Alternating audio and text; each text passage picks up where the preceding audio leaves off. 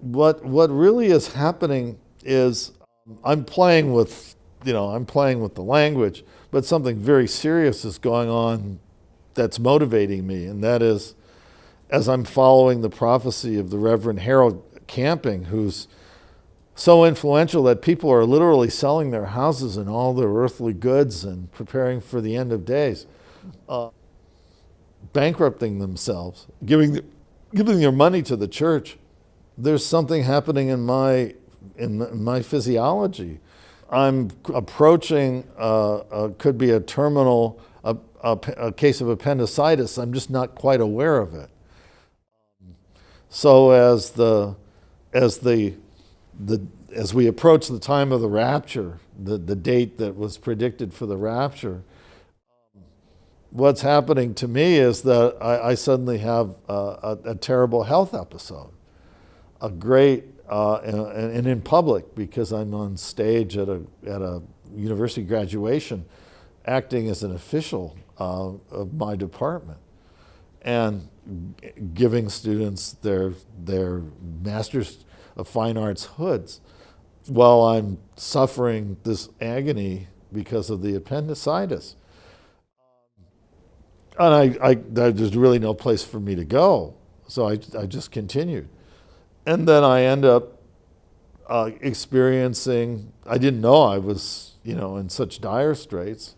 I thought something was wrong, but I didn't know what it was. But that's how we feel about the world. I mean, we know something is wrong, but we don't exactly know what it is. We feel the agony of it. It's kind of closing in all around us, and it reaches these little periods of little climaxes where something really strange or terrifying happens.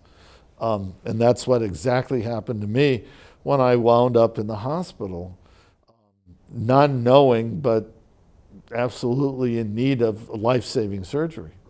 I was predicting the end of the world. I just didn't know it was only my world that was going to end.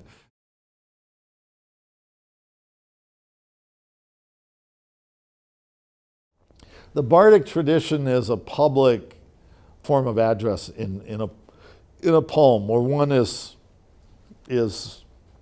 reflecting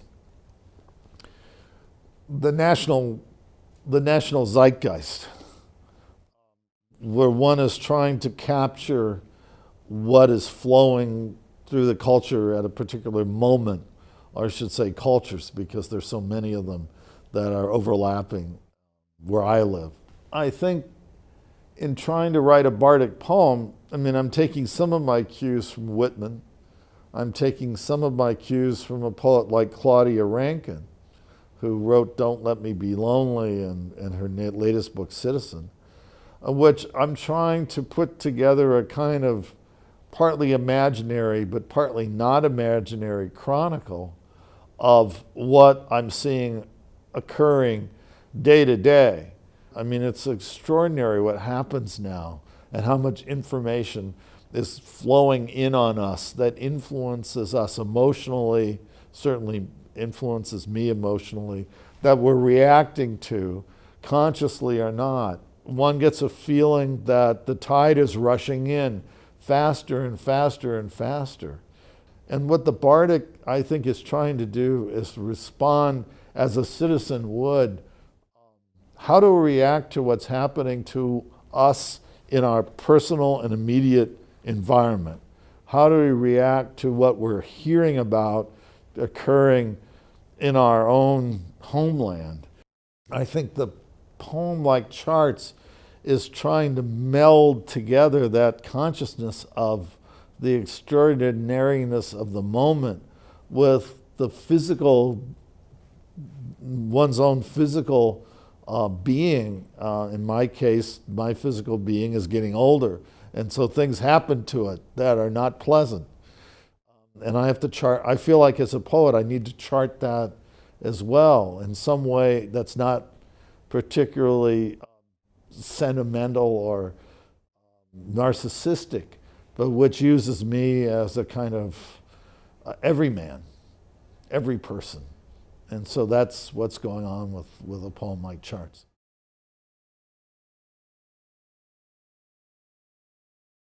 So you're asking me about how the sense of decay, the life force kind of coming up through the cracks in the sidewalk and creating a little bit of beauty works. I think, since the days of the late Roman Empire, I mean, poets like Horace have written about a sort of a down time, a time of corruption and decay, social and moral and political, and in our case, environmental. And now, we actually have an opposing force coming at us through ISIS that literally is trying to bring about a form of Armageddon. You'd have to be a pretty imaginative person to predict this for our future. Just like you'd have to imagine, that we carry these like Star Trek devices around in our pockets that we call cell phones. Nobody could have made this stuff up. It's too weird. And yet, we are the product of our imagination. I think as a poet, I've learned that if you can't imagine something, it can't happen. So somewhere along the line, somebody has to imagine the things that are happening to us collectively. And the collective product of imagination produces history. The decay that we're talking about and the need to live through it is what I think pushes so many of us. We want to both look away and look at the thing that is dissolving in front of us. It's the world that we're attached to, and a world of our own attachments, our material attachments, our emotional attachments. We don't know what to expect from day to day. There's a kind of sudden, absolute sense that our lives could be ruled by the most arbitrary circumstances. We see that again and again and again because the media can show us so many different things at once. But we still have to focus on the single one thing that preserves our spirit. And that might be the beauty of language or the beauty of the landscape, where to find solace and a way of keeping oneself from tipping over in the midst of all these heavy winds. Humor and irony are essential for me, though sometimes I'm not that humorous.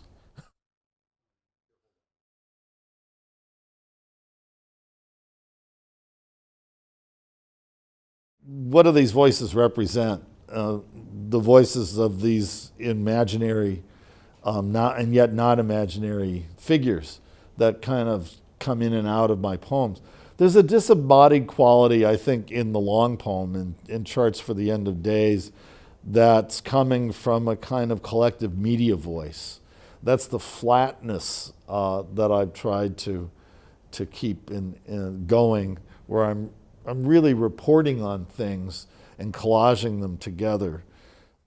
In the shorter poems, the voices are the voices that sort of ring through our unconscious, maybe desires and fears. The detective Holder in The Killing. This is a series of programs on AMC, on American TV, cable TV, which is really about the solving of one crime. And Holder has a very complex relationship with the family of the victim, with his partner, another detective named Lyndon, and yet he's always fighting his own demons. His voice is the voice of a person who's in recovery, coming out of abusing methamphetamines. And I think in some ways we are saturated with these media voices, so that it can be very hard to distinguish when we're out in the world what's coming from outside and what's coming from inside. I want to play with the ambiguity of that, so that a voice that speaks in a poem like Was Up is a voice that's definitely coming from the outside, but some of it is coming from the inside. I'm saying what's happening, but from a radically different angle, or as much of a radical angle as I can muster in creating that poem. I'm trying to also put things together that are not commonly associated, so that the juxtaposition between images or statements might create a kind of slight tear in the linguistic fabric, which causes the poem to kind of go away from where you thought it was going. And yet by tearing the fabric or rupturing the train of imagery, I'm allowing, I hope, for the reader a chance to experience the image in a way that is not dictated by strictly my sensibility. I get the most pleasure from poems that are most ambiguous to me, yet which I can read and decode clearly, but I can't say I understand that it means this rather than that. I'm more interested in that it could mean this, and it could mean that. It could mean a third thing, and it probably means all three things at the same time.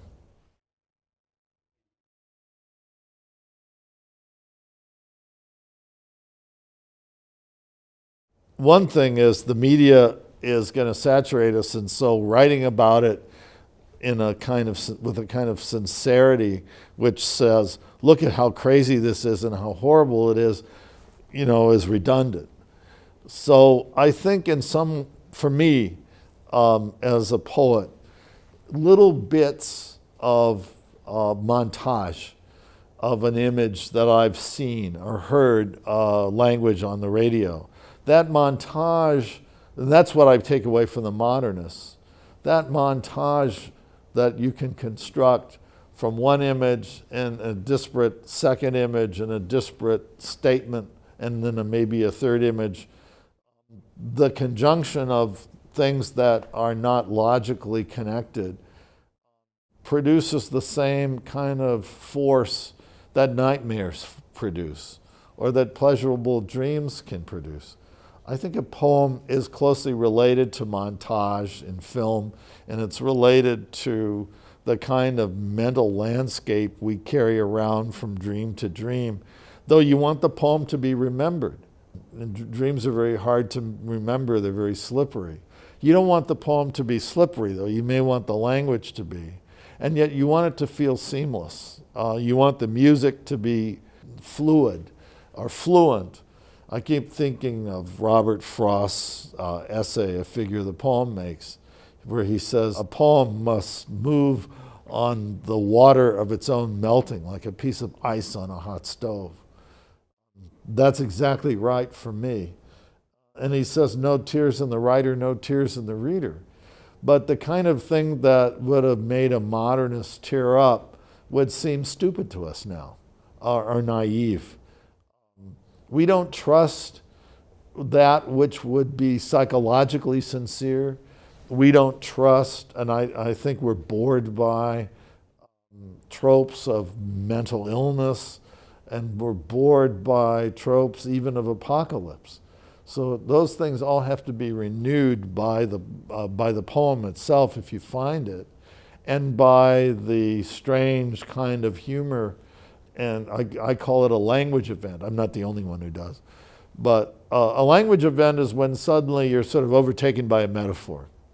I had a student do this to me in a poem that was pretty ordinary until she said, a cormorant, the bird, is a domino with wings. And it just stopped me. I mean, the idea of looking at a domino with wings, it's so simple, so fluid, so organic to the object, and yet I've never seen a bird described that way before. And I just congratulated her and said, you've moved into another, you've taken a step in your writing if you can say this. Because it captured with a sort of tremendous suddenness and apprehension of two things together, which alters how forever you'll see that bird. I think metaphor alters perception. And part of the necessity of living through this sort of, it's like a Philip K. Dick nightmare world. We need to find a way to renew metaphors. Old metaphors are worn out. We can't, we're so oversaturated with events large and small. We've been almost desensitized. What a metaphor does is it reawakens and repurposes the language it's using to show us what's really there, make us at least react to it again.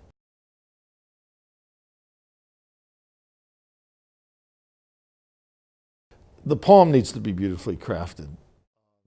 The craft also has to be such that if you're an expert, you may notice how beautiful it is, but if you're not an expert, it doesn't matter because the poem carries you on its own. So I guess the question is, am I afraid that I won't be able to get to the place where I think the poem needs to be? Absolutely, and it's hard work. I think it is. At the same time, by making it too hard, one stops one's own juices from flowing. At some point, I discovered that what I have to do is dive in. I have to find a way to almost trick myself to do it. I think a lot of poets do that. You have to accept badness. Several of the poems that I read today took me over a year to finish because at some point they just weren't working. And I knew it, and I needed to step back and let them cool off and look at them from a distance. Being able to get inside those metaphors is something that requires, I think, for me, a letting go. I wrote a poem a couple of weeks ago called Biology, where I'm remembering the dissecting a frog and how sickening that was. To me, that poem, and then sort of bringing in the woman at the end who's not clear who that is. It could be an intimate, it could be an authority figure, like one of the great female literary critics or scholars or theorists. But it's somebody who has a blade in her mouth. And the idea of what does it mean to have a blade in your mouth? And why would I want my poem only to be able to be dissected or unpacked by somebody who had a blade in her mouth? That's a strange idea. And I don't know who that woman is. I don't want to know. She's a mysterious kind of authority figure or intimate. She has a line on her jaw. Her perfume has been encrypted. I have really no idea what that is about. I'm drawn to allowing her access to take the poems apart, whatever it is that I'm doing there. I'm sort of going from the obvious metaphor of the vivisection of the frog to the vivisection of a poem, and saying, that it's like looking at the entrails of a dream, in which case I don't really know what it is. What I wanted was imply stuff that I don't understand and that I can't figure out. If the poem works for me, it's because I can't quite get it. As the author of it, my job isn't necessarily to know what it is, but to be able to create it and to know that I've created something that has some chance of standing on its own, and not just for one or two eras, but hopefully for a great number of millennium. I mean, a poem is meant to last.